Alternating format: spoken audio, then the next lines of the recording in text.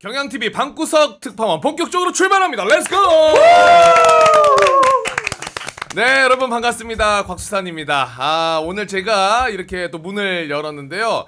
이런 말이 있습니다. 프리랜서는 아프면 지만 손해다. 그래서 자리를 이제 노리고 치고 올라왔어요. 우리 허남설 기자가 저와 함께합니다. 어서 오세요. 네, 안녕하세요. 박구석 특파원의 허남설 기자입니다. 네, 오늘 기분 좋네요. 자리 좋아요 오늘 아주. 메인 자리 어때요? 네. 여기 오니까 약간 대장된 것 같고 좌우로 이렇게 쫙 이렇게. 좋은데. 네. 근데 명민주 씨 어디 아픈 거예요? 명민주 씨가 몸이 조금 안 좋아가지고. 그래요? 오늘 이제 부득이하게 촬영에 함께하지 못했는데 뭐 지 잘못이죠. 자리 먹어야 돼요 기자님 이럴 때.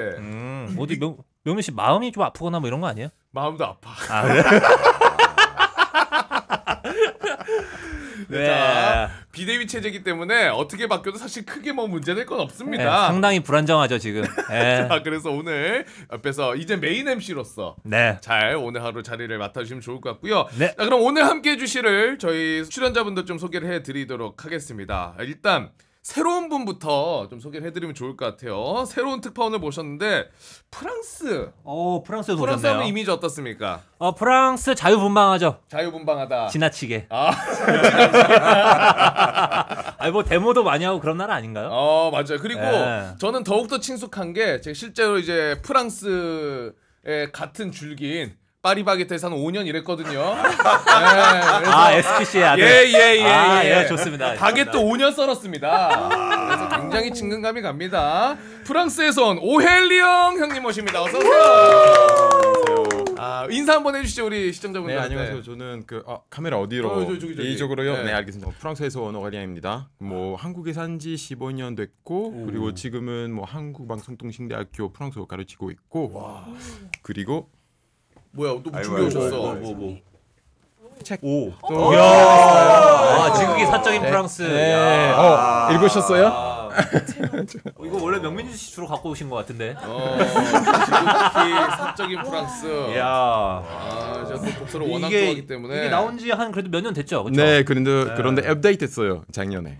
그래요? 그래서 뭐 코로나에 대해서 또 얘기하고 뭐. 근데 중요한 거는 이거를 여기서 홍보한다고 해서 모르겠는데 뭐. 한번 보여드려야 돼. 지금 사적인 프랑스. 편집하지 마세요. 좋습니다. 공수. 고맙습니다. 그럼 지금 한국에서 15년 정도 되셨는데 프랑스는 왔다 갔다 하시기도 합니까? 그래도? 맞아요. 처음에는 잘 갔다 왔다 하았지만 왜냐면 외국에 간다면 조금 또 여기 한국에 와서 한국 알고 싶었잖아요. 근데 나이 먹으면 먹을수록 조금씩 뭐 가족 보고 싶다, 뭐 이런 그 조카 보고 싶다 이런 마음이 생겨서 조금 또 자주 갔다 와요. 가장 최근에 다녀오신 게 언제? 잠시만요. 사실 일 때문에 10월에도 갔다 왔고 그냥 그 아버지를 위해서 그 12월에도 갔다 왔고 그 1월에 원래 1월에 올해 갔다 왔어요. 자주 다녀오셨네요. 아니 어디 프랑스 어디 파리 출신이에요? 아니에요. 릴. 프랑스 북쪽. 담배밖에 생각 안 나요. 릴스밖에 모르는데. 맥주 도시 맞아요. 벨기에 가깝고 맥주 감자튀김 뭐 홍합 이런 거. 좋다. 그래도 그러면 가장 또 최근에도 다녀오시고 자주 왔다 갔다 하시니까 또 프랑스 관련해 가지고 우리나라와 대입해서 어떤 차이가 있는지 조금 더 생생하게 전해 주시지 않을까라는 생각이 듭니다. 맞습니다. 다시 한번 우리 오엘리영 씨 반갑다는 말씀 전해드리고 이제 함께 하시는 또 두 분 일단 우리 또 식구분들이기도 하죠. 먼저 브라질의 우리 카를로스 형님. 안녕하세요. 브라질에서 온 카를로스 고리입니다. 우리 형님들은 좀 평소에 원래 알고 지내던 사이세요? 아니면? 알고 있는데 근데 같이 일하지 않았어요. 그 한 번, 두 번 정도. 왜냐면 시즌 달랐어요. 근데 지난번에 뭐 그 기욤 패트리 결혼식에서도 같이 옆에 앉아 있었고 만날 때마다 이야기를 많이 해요. 네. 만날 때 이야기 많이 하는데 자주 말하지는 못해요. 두 분이 그래도 한국에 오신 지 오래되셔서 그런지 아까 들어올 때 보셨어요? 뭐요? 우리나라 사람들 똑같이 영화 아이고 형님 식사 한번 해야 되는데 빈말도 잘하고 결혼식에서 만나는 거 한국 사람들 결혼식에서밖에 안 만나잖아요. 그렇지. 비슷해요. 이제 또 오늘도 분명히 좀 이따 촬영 끝나면은 조만간 저희가 밥 한번 그리고 연락 없죠. 연락처 없는 경우도 많아요. 자, 우리 카를로스 형님 모셨고 우리 미국에서 온 행운 씨 어서 오세요. 안녕하세요. 미국에서 달려온 한행운입니다. 아이고. 지난번에 스케이트보드 타고 오시다가 넘어져가지고 괜찮아요 이제? 네, 이제 괜찮아요. 오늘도 타고 왔어요. 오늘도 타고 왔어요. 네. 조심해야 됩니다 그거. 네. 빨리 오고 싶다면은 5분 거리를 2분 안에 할 수 있습니다. 스케이트보드 타면은 네. 보드를 어디서부터 타고 오는 거예요? 저는 한 지하철부터 여기까지 타는 경우가 있습니다. 그거 얼마 안 되잖아. 그거. 그리고 집에서 지하철까지. 집에서 지하철까지. 네. 인도에서 그냥 타는 거예요? 네. 그래요? 울퉁불퉁해서 힘들지 않아요, 그게? 저는 약간 적응이 됐어요. 한국에 처음 적응됐어. 왔을 때는 좀 그렇게 하지만 이제는 좀 더 서울해요. 근데 이게 뭐 다 그런 건 아니지만 저로 국한해서 말씀드리자면은 참 이게 편견이 무서운 겁니다. 어떤 편견이 있죠? 뭐 예를 들어 행운 씨가 이렇게 스케이트보드 타고 간다. 그럼 운전하고 가다 딱 보잖아요. 와 낭만이다. 스케이트 타고 저렇게 또 이동을 하는구나. 이렇게 초딩들이 타고 다닌다. 야야 저 자빠진다 저. 아유 위험하지. 위험하지 저 이제 얘가 저렇게 스케이트보드 타면 은 그러니까. 위험한데 이런 생각하고. 예 어쨌든 항상 조심히 타고 다니시고. 네. 자 일단 저희가 지금 속보로 들어왔는데 우리 오엘리영 형님이 프랑스에 대리 투표를 하셨어요? 네. 그거 맞아요. 무슨 말이에요? 선거가 있었나 보죠? 네, 대리 투표는 사실 제가 뭐 예를 들어서 선거에 투표할 수 없는 예정이라면 다른 사람 고르고 그 사람이 저 대신에 투표할 수 있어요. 예정 기관한테 그 사람의 정보 알리고 이렇게 하면 돼요. 그래서 한국에 왔을 때부터 거의 대부분 모든 선거는 그렇게 했어요. 일단 투표가 누굴 뽑는 대선. 그리고 뭐 총선도 했고 모든 그 선거는 프랑스에 있는 선거. 이게 좀 이해가 안 되는데 대리 투표를 하면은 오엘리언 씨가 뽑고 싶은 사람을 다른 사람이 대신 찍어주는 거예요? 맞아요. 좋네. 확실히 맞아요. 진짜로? 그래서 믿어야 돼요. 믿어야 된다고? 믿을 만한 사람인데 그럼 왜냐면 확인할 수 없잖아요. 비밀 투표의 원칙이 깨지는 거잖아요. 그러면. 근데 이거 조금 문화 차이예요. 왜냐면 비밀 투표 개념이 프랑스에서도 있지만 근데 한국이랑 조금 그렇게 예민하지 않아요. 예를 들어서 제가 가족한테 친구한테 누구를 위해서 그 투표했는지 할 수 있지만 한국에서는 그런 분위기 아닌 것 같아요. 뭐 친한 친구 뭐 똑같은 색깔 있으면 여기 괜찮지만 근데 완전 예민하게 그래서 이거 조금 문화 차이인 것 같아요. 그 개념이 똑같지만 근데 사람들이 그냥 가끔 그 자유롭게 인식 얘기할 수도 자체가. 있고. 근데 이게 그럼 대리 투표가 가족만 되는 게 아니라 아니요. 친구도 돼요? 이제 친구도 됐고 근데 제가 아버지 제가 15년 동안 한국에 왔을 때부터 그 아버지한테 이거 맡겼어요. 그 아버지랑 이 정치 성향이 비슷한가요? 혹시? 비슷해요. 그래요? 비슷해요. 그럼 그럴 걱정은 없겠네. 근데 만약에 맞아요. 나는 1번 찍어달라고 했는데 아버지가 에이 2번 찍어줘야지. 이게. 그럼 어떡해. 미국에서 다른 방법 있죠. 그 뭔가 편지로 투표할 수 있다고. 맞아요. 편지로 할 수 있어요. 하지만 그래? 직접 해야 돼요. 만약에 약간 대리 투표에 대한 인식이 별로 안 좋아서 지금 그런 절차가 불법으로 되어 있어요.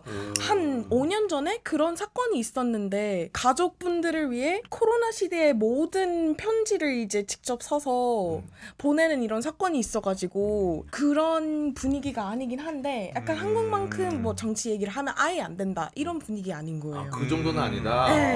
우리처럼 예민하진 않구나. 그러니까 좀 개방도가 있네요. 네. 근데 조금 믿음이 있어요. 그 편지 잃을 수도 있잖아요. 이런 거. 네, 그래서 뭔가 그런 작- 조금 그건 뭐예요? 편지 내가 투표용지에 찍어서 편지로 보낸다는 거예요? 네, 그래서 어떻게 했냐면 어떤 가정을 위해 그 투표가 와요. 근데 한 가족 구성원 한 사람씩 이제 편지가 있는데 어떤 가정의 아버지가 그 모든 구성을 이제 한 거예요. 네. 그런 문제가 될 수 있겠네. 네. 브라질에서 특별한 좀 제도 있어요. 무조건 가야 돼. 무조건 가야 돼요. 우리랑 똑같네 그거는. 근데 브라질이 엄청 크잖아요.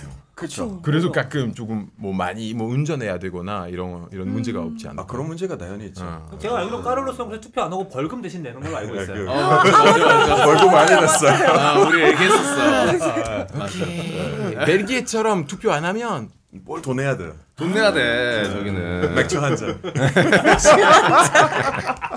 자 어쨌든 이렇게 각국마다 투표 자체도 스타일이 다 다릅니다. 네, 또 그렇네요. 신기한데 네. 그 윤석열 대통령의 기자회견이 있었어요. 우리 윤석열 얘기부터 하는 거예요? 그 얘기 그 기자회견 이거 관련해서 처음부터 센데. 윤석열 대통령이 잠깐만 일단 소개를 해주시기 전에 네. 우리 또 메인 자리에 앉아 계시니까 네. 우리 허남설 기자님이 보셨을 때는 네. 윤석열 대통령 기자회견 100점 만점에 몇 점이었습니까? 나라 퀴즈. 날 또 시험에 빠뜨리네. 어떻게? 솔직하게 갑니다. 몇 점? 솔직하게 빵점이지 솔직히. 와, 아이 그게 무슨 기자회견이야 그게. 아이고 질문을 그냥 72분 동안 그냥 뭐야 뭐 20개? 아유 그것도 봤어요 그거? 너무 설명.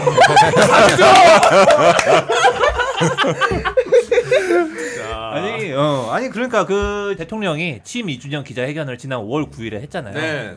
근데 이거 가지고 좀 말이 많습니다. 조금. 뭐 예컨대 그런 장면들이 있었어요. 외교 관련 질문은 외신 기자만 질문을 받는다. 경제 관련 질문은 또 경제자한테만 받는다. 막 이런 식으로 제한이 좀 있어가지고 말이 많았는데 그런 말이 있습니다. 우리 대통령 아니고 소통령을 좀 원한다. 소통령. 네, 그러니까 이게 무슨 말이냐면은 대통령의 권한이 너무 크다. 그래서 좀 대통령의 권한을 줄여야 된다. 이런 측면에서 소통령 이런 얘기하고 또 소통을 잘하는 대통령이 필요하지 않느냐. 이런 측면에서 소통령이 좀 필요하다. 이런 말들이 좀 많이 나오고 있습니다. 그래서 오늘은 프랑스, 미국, 브라질까지 이 각국에서 대통령들은 어떻게 소통하는지 살펴보는 소통 잘하는 대통령 어디 있을까? 이것이 바로 오늘의 주제입니다. 소통을 잘하는 대통령 어디 있을까? 일단 각각 세 분은 윤석열 대통령의 기자회견 보셨습니까? 보시기 안 봤어요. 안 봤어. 프랑스 안 보셨고. 봐도 안 봤다고 하겠지. 못 봤어. 다 못 봤어요. 안타깝게도. 네. 내가 보니까 점수 물어볼까봐 다 쫓아가는 것 같은데. 가만 안 둡니다. 틈만 보이면 들어갑니다. 네. 그럼 지금 뭘까요? 윤석열 대통령의 기자회견이 굉장히 많은 국민들의 관심을 받았습니다. 언론사에서도 네, 당연히 그렇죠. 마찬가지고. 일단 너무 오랜만에 했어요. 맞아요. 네. 몇 번째죠? 두 번째? 취임 이후. 네, 도어 스토핑 이런 거 다 빼고 그냥 기자회견만 따졌을 때. 일단 윤석열 대통령이 원래 기존의 청와대를 나와서 용산으로 대통령실을 옮기면서 했던 이야기가 왜 옮기냐? 그 이유가 뭐였습니까, 기자님? 건진. 무슨 말씀하시는 거예요? 네네. 소통 잘하려고 간다. 그렇죠. 소통을 잘하기 위해서 용산으로 무리한 예산을 써가면서도 옮긴 건데 취임 2주년까지 기자회견이 딱 2번. 이것 자체도 일단 굉장히 말이 많았어요. 그렇죠. 정권 초기에는 도어 스태핑이라는 걸로 기자분들 좀 만나긴 했는데 뭐 금방 사라지기도 했었고. 그렇죠. 출근길 질의응답. 네. 그래서 더욱더 이번에 많은 국민들이 과연 오랜만에 진짜 보는 윤석열 대통령이 무슨 이야기 그리고 질의응답에서 어떤 소통을 할지 더욱더 이목이 좀 집중이 됐던 것 같은데 그만큼 국민들의 정치적 관심이 많아지고 있는 것도 저도 많이 느끼는 것 같아요. 좀 요새 아주 정치에 대한 관심이 뜨겁습니다. 지금 선거 직후라서 또 민심들이 어떻게 반영되고 있나. 맞아요. 정말 촉각을 세우고 있죠. 궁금한 게 우리나라는 좀 그런 게 있거든요. 택시 탔을 때 말 한마디 잘못 꺼냈다가는 가는 목적지 내내 우리 기사님과 정치 이야기를 나눠야 됩니다. 맞아요. 요즘 정권 어떻고 혹은 누가 잘했고 못했고를 우리 기사님들이 굉장히 좀 자세히 물어봐요. 대화를 많이 하고. 근데 일단 우리 각국은 어떻습니까? 택시에서 그런 문화 있어요, 없어요? 미국에는 얘기를 하지 않아요. 대화 자체를? 네, 대화 자체를 하지 않아요. 정치뿐만 아니라 그냥 이런 사적인 대화 자체를? 네, 그냥 약간 목적지까지 조용히 가는 그런 분위기예요. 조용히 가는 분위기고. 그게 예절이라고 생각하나 보죠. 뉴욕 같은 경우에서는 택시를 타는 사람들에 대한 뭐 범죄나 아니면 막 삥 뜯을까봐 기사분들이 그냥 아예 말을 안 하는 경우가 많아요. 문화 자체가. 정치 얘기를 할 자리가 없겠네요. 네. 브라질은 어떻습니까? 그런 문화. 브라질은 말을 조심해야 돼요. 그거 축구든 정치든 그냥 라디오 들려주는 그런 느낌이에요. 기사님들이 말이 너무 많아요. 그래서 브라질 택시 부르는 어플이잖아요. 그 어플이 어플 안에서는 옵션 있어요. 절대 안 되는 주제. 진짜요? 네. 와. 왜냐면 말하고 싶은 사람이 있어요. 택시 타서. 하고 싶은 사람이 있으니까 그런 회사에서 어플 회사에서는 그런 옵션을 만들었어요. 그 옵션에 정치 이야기, 종교, 축구, 뭐 어떤 이슈 뭐 그런 거는 다 나와요. 재밌게. 아예 말을 하고 싶지 않다. 그것도 체크하면. 그럼 기사님이 딱 보고 가만히 있어봐. 이번 손님은 축구 얘기 안 되고 정치도 안 돼. 가만히 있어봐. 그럼 연애 이야기로 가야 돼. 신기하다. 재밌어요. 와. 근데 가끔 인터넷에서는 나와요. 사람들이 비판하는 거. 나는 정치 이야기 절대 하지 않다고 그렇게 옵션 넣었는데도 정치 이야기 나왔어. 그럼 약간 좀 얘기하는 문화는 있는 거네. 택시 안에서도. 무조건 있어요. 프랑스 어떻습니까? 저는 사실 그 프랑스에 있었을 때는 젊었잖아요. 택시 너무 비싸서 안 탔어요. 네. 외국에 가서 택시 타기 시작했어요. 그리고 이제 우버 같은 거 생겼잖아요. 근데 보통 뭐 부자들이 어떻게 말하냐면 얘기 좀 많이 해요. 배우들이 뭐 제가 택시 타는데 택시 기사님이랑 얘기하고 그 말 했다. 그래서 얘기 많이 난 것 같아요. 제가 지난번에 한번 좀 땄는데 정치에 대해서 얘기 안 하고 그냥 그 택시 제도에 대해서 얘기했어요. 제도에 대해서. 뭔가 뭐 마피아처럼. 그래서 미국을 제외하고는 어느 정도 그 차 안에서의 스몰 토크는 있긴 있네. 근데 우리나라 같은 경우에는 이제 스몰로 가다가 이제 빅으로 가서 그렇지. 저는 옛날에 저희 국회 출입 기자 할 때 네. 택시 탈 일 많았거든요. 국회 가자 그러면은 이게 목적지 말하기 너무 겁나는 거야. 국회 얘기 꺼내는 순간. 국회 얘기 꺼내는 순간 국회 왜 가세요? 무슨 당에서 일하세요? 막 이거 시작해가지고 장난 아니에요. 막. 그래서 그 목적지를 그냥 적당히 그냥 여의도 가주세요. 그냥 그걸로 끝. 일부러. 네, 일부러. 그런 사람들이 좀 있었습니다. 브라질리아에서 택시 타면은 그래요. 브라질 수도잖아요. 네. 정치인들밖에 없어요. 근데 어느 방향이 갈지, 어느 정당을 갈지도 어느 정도 예측할 수 있으니까 일부러. 자기가 좋아하는 방향이면은 말을 꺼내요. 자기가 좋아하는 방향이요. 위치에 따라서는 알 수 있어요. 어떤 정당인지.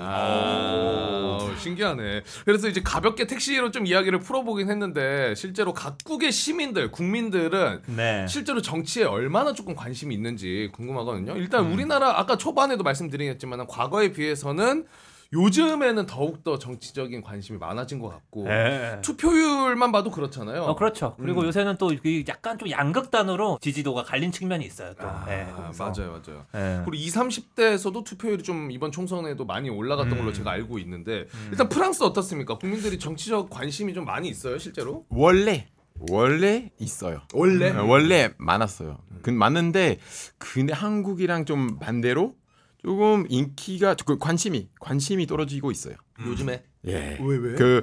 왜냐면 조금 이유가 여러 가지 있는데 일단 지난 대선부터는 쓸데없다는 느낌이 들어요. 쓸데없다. 쓸데없다. 선거가. 왜냐면 혹시 기억하세요? 그 작년 그 연금 개혁 법 있었잖아요. 노란 그래서 조끼 시위인가요? 시위 열심히 하고 진짜 자동차로 시위하는 사람이 많고 근데 완전 무시했어요. 그래서 받아들이지 의미가 않아서. 없다. 소통이 없다 이 주제는. 그것 때문에 관심이 떨어지고 그리고 후보들 여당 야당 다 질이 별로예요. 요새는. 질이 별로다. 네. 그래서 어떻게 별로예요? 네? 어떻게 별로예요? 예를 들어서 야당이 constructive 뭐라고 해요? constructive 그 뭔가 대연적인 방법 안 쓰고 뭔가 잘하고 싶지 않아요. 그냥 논란 만들고 싶어요. 반대로 여당은 그냥 다른 사람의 얘기 잘 안 듣고 그냥 원하는 대로 다 해요.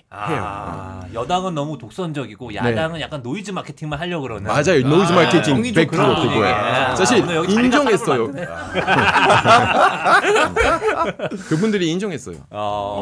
인정했고 그래서 이거 복합한 이유 때문에 조금 관심이 떨어지고 사람들이 그냥 제가 혼자서 알아서 할 거야. 이런 느낌이 조금. 관심이 확 많았다가 그런 정부의 대응이나 그리고 여당 야당의 행태들을 보고 조금씩 관심이 떨어지고 있는 상황이다. 질색. 그 투표율이 조금씩 떨어지고 있어요. 기관율 좀 높아지고 있고. 그래서 한국이랑 조금 반대로. 오히려 반대구나. 미국은 어떻습니까? 미국은 그 대선 때나 뭐 총선 때도 그렇고 비슷하게 이렇게 보면은 참여율이 엄청 좋은 거 같긴 하던데 보이기에는 어때요? 네. 미국에서는 특히 이제 코로나 상태 이후로 워낙 정치적인 문제가 많았으니까 이제 더 이상 투표를 안 하면 안 되겠다는 인식이 많아지고 있어요. 그래서 특히 뭐 바이든 선거 때 엄청 많은 사람들이 이제 참여하고 특히 이제 젊은 층 사람들이 더 많이 참여하는. 젊은 층이. 네. 미국에서는 약간 보면은 이게 대학생 때부터 나는 민주당원이야, 나는 공화당원이야, 거리낌 없이 좀 밝히는 게 많은 것 같아요. 그렇죠? 네, 맞아요. 이제 그 뭐 조금 더 과거로 가면은 엄마 아빠가 선호했던 정치 파티를 좋아하는 사람들이 많았고 이제는 개인의 뭐 의견이나 가족분들하고 친구들에 비해서 그러니까 나만의 정치 얘기를 찾고 싶다 하는 그 뭐지 이제 선거에 참여하고 싶으면 그러니까 나만의 있는 길을 찾아야 하기 때문에 투표도 나만의 생각으로 해야겠다 이런 사람들이 많아요. 대학생 때부터? 네. 대단하다. 그러니까 약간 열린 사회 같아. 사실 우리나라는 뭐 다 그런 건 아니지만 솔직히 저 대학교 다닐 때는 그 나이 때는 정치에 관심이 있을 수가 없어. 어디 관심 있어요? 클럽. 헌팅. 아니 뭐 20살 때 다 그렇지 뭐. 아니, 그때는 이제 정치보다는 아르바이트하고 정신이 없으니까. 왜냐면 그 나이 때는 정치가 내 삶에 영향을 주지 못한다고 생각하거든요. 그럼 내가 그렇죠. 뭐 알바 해봤자 받는 돈 똑같고. 근데 이제 점점 나이가 들수록 관심이 많아지긴 하는데 브라질은 어떻습니까? 브라질은 관심이 많은 편이고 국민들이 사실 전반적으로. 제가 브라질에서 한국으로 처음 왔을 때 서울 명문대학교 다녔잖아요. 기대가 엄청 많았어요. 어떤 기대? 사람들이 정치를 정말 좋아할 것 같고 그때는 사회대학에 있었기 때문에 모든 학생들이 자연스럽게 이렇게 정치를 이야기할 줄 알았는데 대화도 많이 하고. 그런 걸 기대했구나. 말을 거의 없었어요. 그때 학교 안에서도 정치 이야기하는 그런 동아리잖아요. 이렇게 거기 갔는데 카를로스 동지 잘 오셨습니다. 동지요? 우리 브라질에서 온 혁명가 이렇게 오셨어요. 그럼 깜짝 놀랐어요. 아니 도대체 제가. 어딜 간 거예요? 평양대 간 거야 뭐야? 그런 거예요. 여기 잘못 온 것 같아요. 뭐야? 그쵸. 네. 그래서 그만큼 대학교 안에서 정치 관심 있는 사람은 알겠습니다. 네, 그냥 브라질이랑 상황이 많이 다르다. 그때는 알게 됐어요. 그럼 브라질의 대학은 좀 어떤 분위기예요? 그냥 모든 뭐 정치 이야기는 늘 꾸준히 이야기하는 거예요. 그냥 밥 먹을 때도 계속. 하고 뭐 그냥. 네, 계속. 특히 밥 먹을 때, 술 먹을 때. 진짜. 그럼 많이 계속 싸우지 않나 얘기해요. 그러면? 싸우지는 않고. 예, 뭐 그래서 재미있는 게 뭐냐면은 우리 반에서는 지금 국회의원도 나오고, 시의원도 나오고, 국회의원은 우파예요. 시의원은 그 좌파예요. 근데 우리 같이 공부했어요. 같이. 네, 같이 토론했어요. 같은 방에서. 그거는 재밌는 스토리죠. 그런 거 신기하네. 그 둘이 아직도 잘 지내요? 서로는 이제 커뮤니케이션이에요. 제가 얘랑 얘기하는데 서로는 얘기 안 해요. 그래 어쩔 수 없어 이거는. 제3정당이네. 저는 제3정당이야 가운데에서. 새로운 미래네. 정리를 해주네요.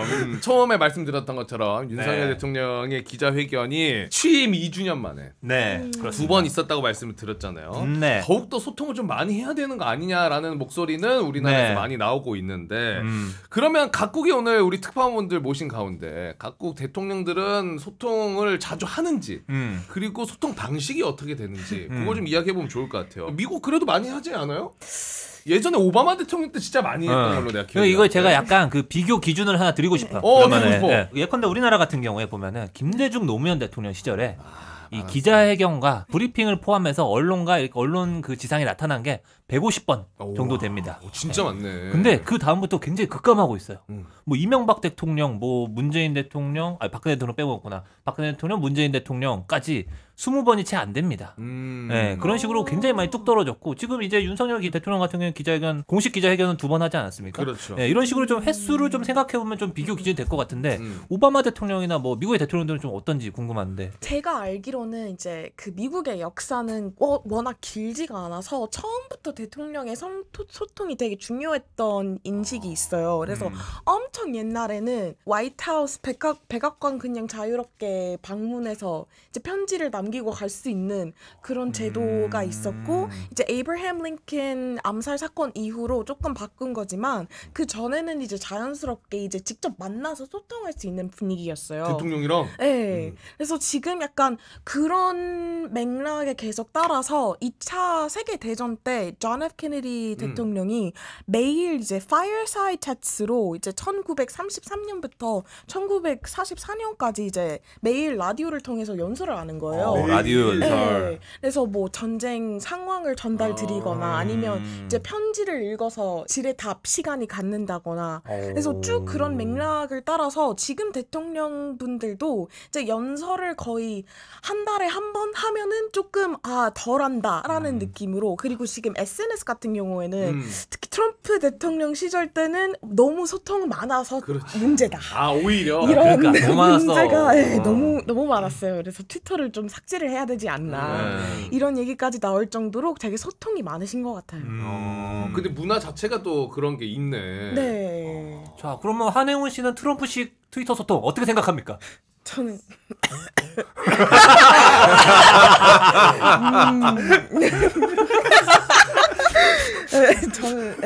아니 근데 제가 오늘 오기 전에 좀 찾아왔거든요. 네. 얼마 전에 세계 언론 자유지수 나왔잖아요. 네. 미국이 높을 줄 알았는데 미국이 생각보다 순위가 낮아.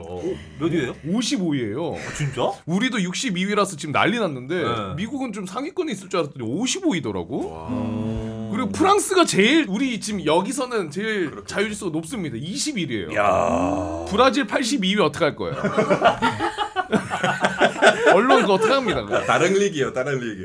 그래 다른 리그. 아니 근데 프랑스 사람들이 그 없다고 생각해요. 이거 문제라고 생각해요. 그 22위라고 해서 21위. 1위 너무 낮다고 생각해요. 그마저도. 네. 맞다고 생각해요? 네. 유럽 옆에 덴마크, 스웨덴 이런 그렇죠. 나라들이 잘하니까 북유럽이 좀 높아요. 우리는 좀 문제 있어요. 그래요? 네, 문제 있어요. 이거 자체가 자유지수가 높은 겁니다. 그러니까. 문제 있다고 얘기할 수 있는 거. 거기는 챔피언스 리그예요. 유럽 축구, 유럽 민주주의 달라요. 리그 달라요. 비교적으로 미국은 진짜 그 소통하는 분위기가 더 잘 돼 있는 것 같긴 해요. 지금 바이든 대통령도 그래도 많이 합니까? 많이 하긴 하죠. 근데 뭐 어떻게 해요? 그 연설을 통해서 하시고 그리고 이제 SNS를 통해서 많이 하시는 것 같아요. 요즘에는 근데 약간 소통은 자주 하지만 시민들의 마음이나 원하는 것들을 들어주지 않는다 이런 얘기가 많이 나오고 있어요. 특히 이제 미국의 가장 큰 특징은 워낙 덩치가 커서 그 federal government도 영향을 많이 미치지만 약간 구마다의 government도 직접적인 영향을 미칠 수밖에 없기 때문에 시민들의 말을 안 들으면은 너무 격차가 생기는 거예요. 그래서 소통을 하는 자체가 좋지만 부유층을 위한 소통이다. 약간 그런 식으로 많이 흘러가고 있는 것 같아요. 좀 한계점에 대해서도 좀 말씀을 하셨는데 저 같은 경우에는 기자 입장에서 약간 미국의 어떤 대통령과 기자회견 보면서 되게 부러운 점이 하나 있거든요. 뭐가 부럽습니까? 거기서는 대통령과 기자들이 뭔가 이렇게 티키타카가 있어요. 서로. 네. 그러니까 뭐 기자가 이렇게 손 들고 질문을 딱 했는데 대통령이 뭐라고 답변을 해요. 근데 좀 내가 보기에 좀 약간 미심쩍어. 이러면 기자가 거기서 또 질문을 하는 거예요. 제 질문? 네, 제 질문. 제 질문 돼요? 제 질문, 제재 질문. 이렇게 다 합니다. 그러면서 이제 그 어떤 풍경이 있냐면 뭐 건데 트럼프 대통령 시절에는 CNN 기자가 그런 식으로 이민자 이슈에 대해서 계속 집요하게 질문을 하니까 트럼프 대통령이 너 앉아. 너 우리 싫어하잖아. 너 가짜 뉴스잖아. 막 이런 식으로 합니다. 네. 막 그런 식으로까지 나올 정도로 이게 티키타카가 된다는 게 저는 되게 부러운 풍경이더라고요. 우리나라는 이제 질문 한 번 하면 그다음에 마이크 가져가거든요. 청와대 참모들이. 그래요? 네. 그런 것들이 좀 많이 부러웠어요. 저희는 답답해요. 왜냐면 어떤 게? 너무 엉뚱한 질문이 아니라는 것도 알고 있는데 엉뚱한 답을 계속 내고 있잖아요. 똑같은 얘기를 하거나 아니면 아예 대놓고 거짓말을 한다거나 이런 말을 해도 되나? 약간 윤석열 대통령 얘기하는 거예요? 마냥 어색하진 않은데요. 순간 헷갈려. 트럼프 대통령 때 약간 워낙 이상한 말들이 많아가지고 약간 논리적으로 말이 안 되는 지적을 했는데 논리적이지 않는 대답을 해주는 그런 경향이 있었던 것 같아요. 윤석열 대통령 얘기하는 거예요? 트럼프 대통령. 비슷한데? 네. 자, 잠깐 누워 계세요. 편집 좀 잡혔으니까. 어떤가요? 쇼츠형으로 하나 할까요? 윤석열 대통령 그럼 어떻습니까?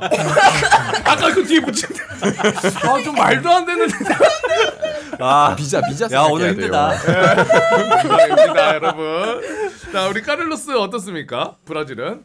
브라질은 소통 사실 많이 하긴 해요? 룰라 대통령이 원래 말을 많이 하는 편이에요. 그렇죠. 뭐 노동권에서 오랫동안 뭐 운동가 하셔가지고 이렇게 사람을 사랑하는 사람으로서 정치인이 되어가지고 대통령이 됐잖아요. 그럼 말을 많이 하는 편인데 이제 문제가 뭐냐면 말을 너무 많아요. 말을 하면 할수록 그 말 실수도 많이 해요. 지금 나이 많이 좀 있으셔가지고 방식이 어떻게 돼요? 그 방금 행운 씨가 얘기한 것처럼 그냥 연설을 통해서 소통하는 분위기 아니면은 연설 플러스 이렇게 질의응답 기자들이랑 왔다 갔다 하는 분위기? 연설 플러스 질의응답해요. 오. 네, 근데 연설은 너무 자유롭게 해가지고 당연히 스크립트 있고 뭐 읽어야 되는 거 다 있기는 있는데 다 무시해요. 무시해? 본인이 알아서 말을 해요.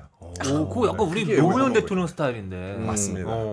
아주 비슷해요. 근데 그게 이제 잘하면 진짜 칭찬인데 거기서 말 실수가 좀 나온다. 그렇죠. 어쩔 수 없어요, 여러분.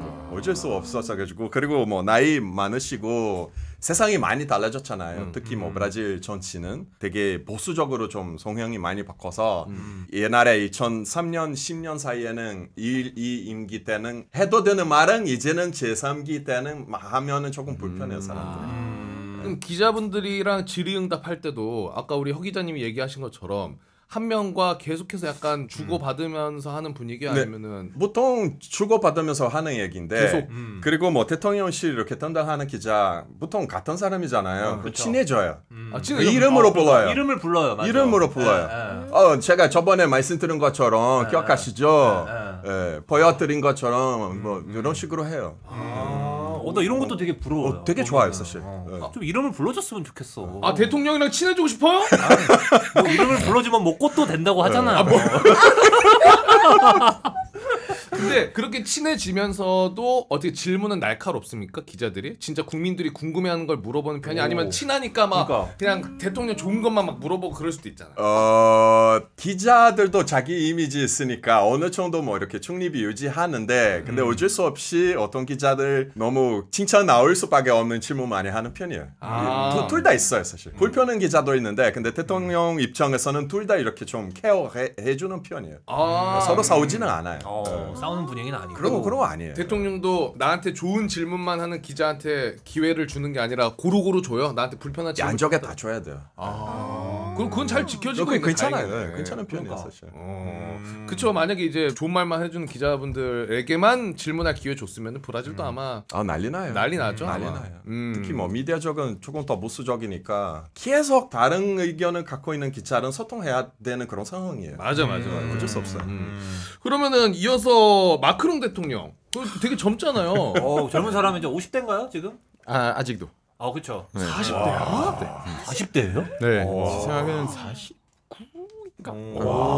야. 크롱이 형님이네. 이 정도면은. 어떻습니까? 프랑스는? 어쨌든 40대예요. 네. 그 마크롱은 사실 소통 좋아해요.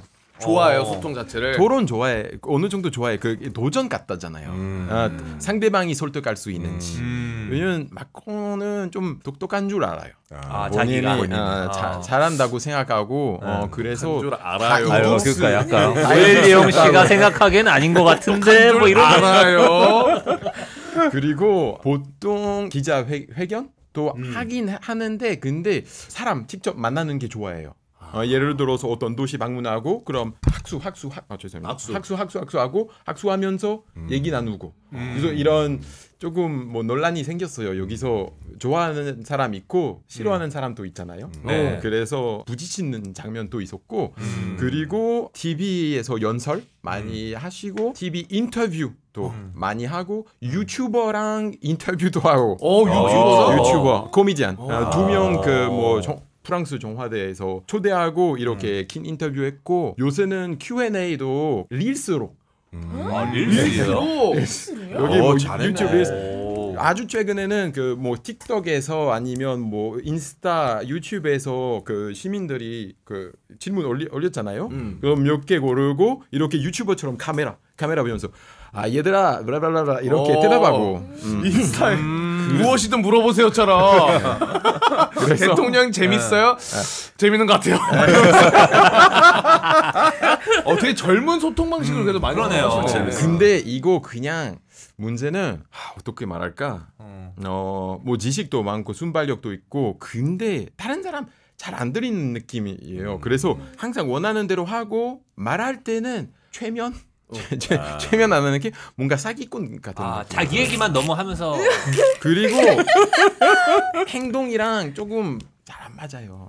그래요? 그래서 그냥 말만 잘해요. 그러니까 말은 누가 들었을 때 와 이거 대통령 생각 되게 좋다 이렇게 하면 이렇게 되면 좋겠다 하는데 근데 이제 7년 됐나? 좀 안 믿어요 더 이상. 약간 포퓰리즘적인 발언을 많이 한다는 건가?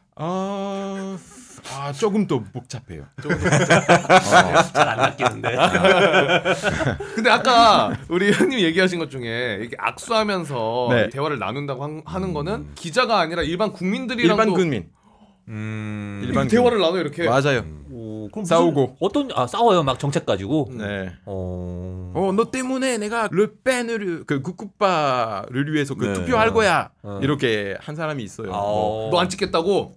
너 때문에 너의 정책 때문에 나 처음으로 나 뭐 60세인데 뭐 70세 잘 모르겠지만 나이 많은 사람인데 처음으로 그 국파 조금 투표할 거예요. 이렇게 말한 사람 있고. 그거 어떻게 했어요? 반응을?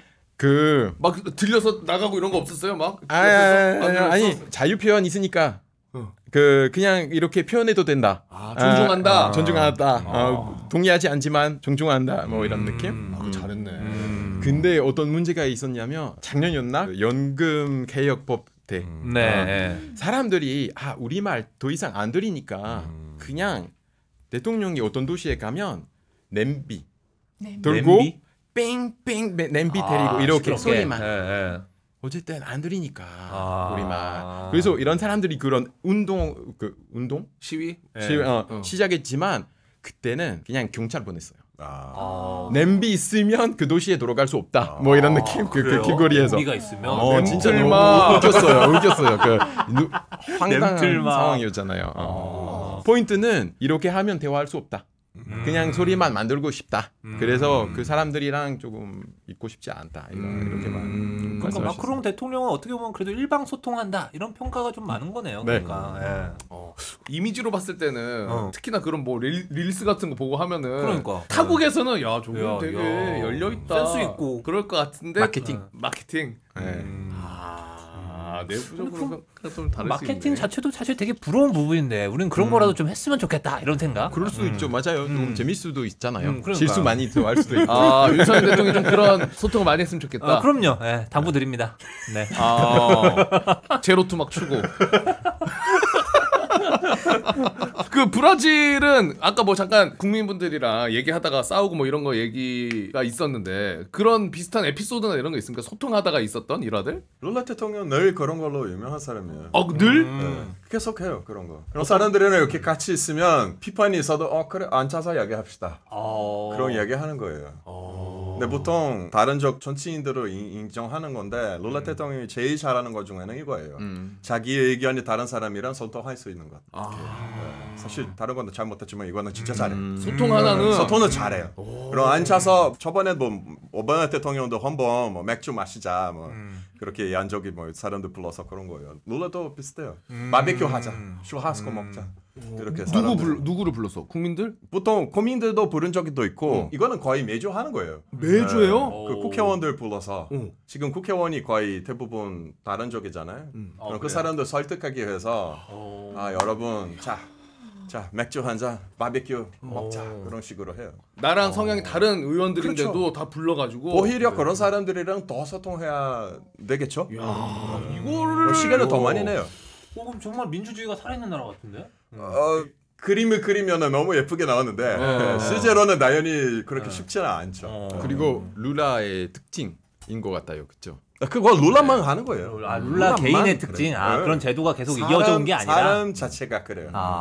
근데 그런 행동에 대해서 국민들은 반응이 어때요? 옛날에는 사람들이 이런 행동을 인정해주지 않았지만 우리 보소나루 대통령이 있었잖아요. 보소나루 대통령이 아마 소통이 제일 못한 대통령이었어요. 근데 아까 이야기한 것처럼 트럼프도 말을 많이 했지만 그거 소통이 아니었다. 보소나루는 딱 똑같아요.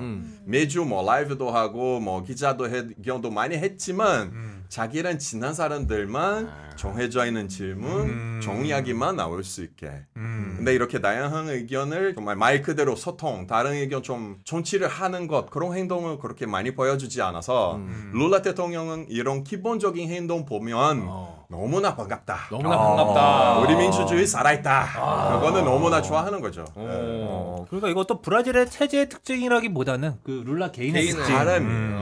미국의 오바마 대통령이랑 되게 비슷해요. 왜냐면 오바마 대통령도 이제 미국의 정부가 기초적으로 기독교의 인식이 좀 많기 때문에 명절 때, 뭐 부화절 때, 뭐 땡스기빙 때 이럴 때는 이제 시민들을 백악관으로 불러가지고 파티를 열렸었어요. 파티. 그래서 그런 자리를 통해서 시민들과 이제 소통을 하는 그런 자리가 된 거예요. 좋다, 부럽다. 그러니까 지금 사실 룰라하고 오바마 대통령 얘기하니까 저는 또 약간 노무현 대통령 생각이 날 수밖에 없는데 네. 이게 노무현 대통령의 소통에 되게 극적인 장면이 하나 있었거든요. 2003년에 너무 오래된 얘기인가? 근데 그때 이제 MBC 100분 토론에 이제 그 노무현 대통령이 특별 출연을 했어요. 근데 그날 그 관객 중에 한 명이 한국 대학생 총연합회 회장, 그러니까 한총련 회장이 나온 건데 이 한총련이라는 단체가 뭐냐면은 국가보안법상 이적단체로 규정이 된 단체였던 거예요. 그래가지고 정부랑 굉장히 그 껄끄러운 관계에 있는데 이 회장이 나오는 거를 MBC가 그 노무현 대통령에게도 알리지 않았습니다.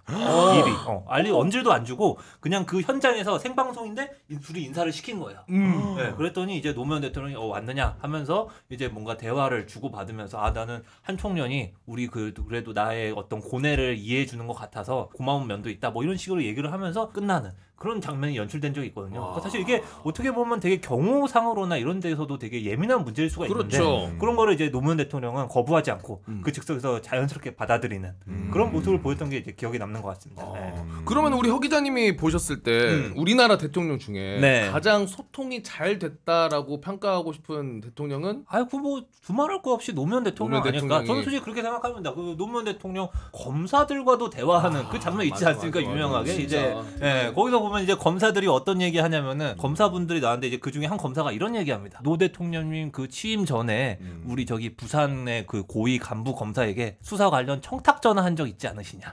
막 이런 발언을 막 나오는. 대통령에게. 그러니까 사실 어떻게 보면 그 기자회견 자체가 굉장히 대통령으로서 위험 부담이 큰 그런 자리였고 굉장히 검사들하고 껄끄러운 관계였는데 그런 상황도 거부하지 않고 그냥 소통을 하는 거죠. 우와. 그런 모습이 있었습니다. 그럼 최악의 대통령은 누구라고 좀 보십니까? 오늘 왜 그러는 거예요, 진짜? 아니, 황상현이 최고의 대통령을 했으면 또 최악의 대통령도 한번 이거 패션도 베스트가 워스트가 이렇게 따로따로 있듯이. 아니 뭐 비데이라고 지금 너무 열심히 하는 거 아니에요, 지금? 초성만 들어볼까요? 초성? 이렇게 어쨌든 가장 베스트는 그래도 노무현 대통령으로 좀 생각이 들고. 그러면은 카를로스는 지금 룰라 대통령이 가장 베스트 소통 관련해서는? 제 생각에는 어쩔 수 없어요. 룰라 대통령 뽑아야 되는데 아까 말씀드린 것처럼 우리 오랜만에 그런 분위기라서 너무나 반갑고 지금 이 양극화 상황에서도 옛날 그 정치에 대한 민심 이 마음 이런 거는 아직도 살아있다는 그런 모습을 많이 볼 수 있어서 너무나 의미가 있는 것 같아요. 진짜 너무 잘하시는 편이에요. 비교하자면 대통령이 야당 의원들을 모아가지고 그렇게 자리를 자주 하고 하면 정책을 펼치는데도 그래도 분위기가 괜찮아요? 네, 분위기가 괜찮아요? 괜찮아요. 그걸 계기로도? 그래서 재미있는 건 뭐냐면은 야당에서 제일 큰 정당 거기서는 보통 정부에서 보내는 그 프로젝트들이 그 정당 국회의원들 중에는 약 70% 정도는 정부를 지지해요. 야당인데. 야당인데도 통과 이렇게 도움이 되는 거죠. 근데 절차가 있어야 돼요. 절차가 없으면은 난리 나요. 그렇지. 불러서 이야기하고 이거 하다가 됩니다. 그러니까 그런 치열한 빌드업이 있어야 이 민주주의가 돌아가는 건데. 그러니까. 우리가 빌드업을 안 해. 아무것도 안 돼요. 계속 싸우면은 어쩔 수 없죠. 그럼 그런 거를 본 입장으로서 지금 우리나라 좀 어때 보입니까? 넘어가겠습니다. 많은데. 소주 한 잔으로. 그러면 프랑스 네. 같은 경우에는 뭐 소통을 뭐 진짜 잘했던 사람, 뭐 못했던 사람 이런 기억이 좀 있나요? 대통령에 대해서? 소통 잘했던 사람 그거보다 조금 시민 좀 존중했던 사람? 존중. 존중. 드골 대통령. 드골. 드골 대통령이 68년 혁명 있었잖아요. 68. 그렇죠. 그때는 조금 지나서 그냥 오케이 종선하자 이렇게 했어요. 아. 그래서 다시 투표할 수 있었잖아요. 아, 그러니까 이겼어요. 국민들이 굉장히 반발하니까 내가 네. 일단 물러나겠다. 네. 99년에 뭐 국민 투표 했는데 혁명이랑 상관없이 근데 국민 투표 실시했는데 졌어요. 그럼 바로 은퇴 퇴직 뭐라고 해야 하야. 돼요? 바로 은퇴. 그만뒀어요. 정계 은퇴. 그만두고 오케이 국민 투표 이뤄서 이길 수 없어서 그냥 나간다. 그래서 화끈한데요? 완전 그 존중하게 좀 봤어요. 그 프랑스 사람 시민의 그 의견. 국민의 민의를 정확하게 그렇죠. 받아들이고 인식하는 모습은 좀 우리가 또 배워야 되지 않나 싶기도 하고. 프랑스에서 더 이상 없어요 그런 거. 아, 그래요. 행운 씨가 보시기에 가장 그래도 소통을 좀 잘했다라고 느껴진 대통령 누가 있습니까? 미국에서는. 제가 아까 잘못 말했는데 로즈벨트 대통령이 이제 파이어사이드 채트를 운영한 대통령으로 루스벨트? 소통을 소통을 FDR. 가장 잘 하던 사람으로 이제 기억하고 싶습니다. 왜냐하면 SNS 시대 아닌 시대에서 시민들과의 직접적인 소통을 유지했던 대통령이기 때문에 그분이 가장 잘하지 않았나 이런 생각이 듭니다. 미국에서 유일하게 사선한 인물이네 대통령. 루즈벨트가. 네, 깜짝 맞아요. 놀라셨네. 그 미국의 루즈벨트가 2명일 거예요, 아마. 아 그래요? 네, 1900년대 초반에 한 루즈벨트가 있고 중반에 한 루즈벨트가 있고 2명이에요, 그렇게. 그럼 누가 챔피언 벨트를 또 썼다고 봐야 되는? 아 두 번째. 두 번째. 두 네. 번째 루즈벨트. 티오더 말고 프랭클린. 프랭클린. 티어도 프랭클린. 아 프랭클린. 대통령의 이 소통 관련해 가지고 이렇게 이야기 나눠봤습니다. 사실 소통의 방식은 조금 다를 수 있지만은 어느 나라든 대통령이 본인의 생각과 또 국민들의 이야기를 잘 듣고 또 같이 그럼요. 정치하는 정치인들과도 이야기를 많이 나누면서 네. 안 맞는 부분 당연히 정치에는 있을 수밖에 없죠. 어떻게 항상 사이가 좋습니까? 근데 네. 대화라는 창구가 있어야 안 맞는 부분을 또 개선해 나갈 수 있고 나라가 발전이 될 수 있기 때문에 그런 니즈가 있지 않나라는 생각이 듭니다. 그런 의미에서 마지막으로 우리 허남수 기자님이 윤석열 대통령에게 한마디 하시면서 마무리하도록 하겠습니다. 아, 저는 뭐 오늘 얘기를 쭉 듣다 보니까 네. 이게 소통이 그런 것 같아요. 이게 말을 무조건 많이 하고 많이 듣는다고 소통이 아닙니다. 오. 말을 들었으면 바꿔야지. 그것이 바로 소통이다라는 말씀을 드리면서 오늘 방송 끝내야 될 것 같은데 빨리. 네, 하여튼 오늘 저희가 1일 메인 MC로 부탁을 드렸는데 너무나 잘해주셔서 진심으로 감사드리고 아유, 예. 이제 당장 이제 내일부터 아마 뵙기 힘들 것 같아요. 너무 감사합니다. 나 저 자리로 갈래 그냥. 드리면서 일단 우리 오엘리 형님 처음 하셨는데 어떠셨어요 오늘? 재밌어요. 이거 조금 분위기 편하고 진짜 자유롭게 얘기할 수 있고 재미있는 내용도 있고 네. 뭐 좋았어요. 아, 예. 초대해 주셔서 감사합니다. 아, 오늘 네. 실명 토크 많이 해주셨어요. 많이 해주셨고 우리 카를로스 형님도 너무나 감사드리고 행운씨도 감사의 말씀 전해드릴게요. 감사합니다. 자, 저희 방구석 특파원 우리 특파원분들과 인사 나누면서 저희는 내일 또 찾아뵙도록 하겠습니다. 오늘도 함께해 주신 여러분 대단히 고맙습니다. 감사합니다.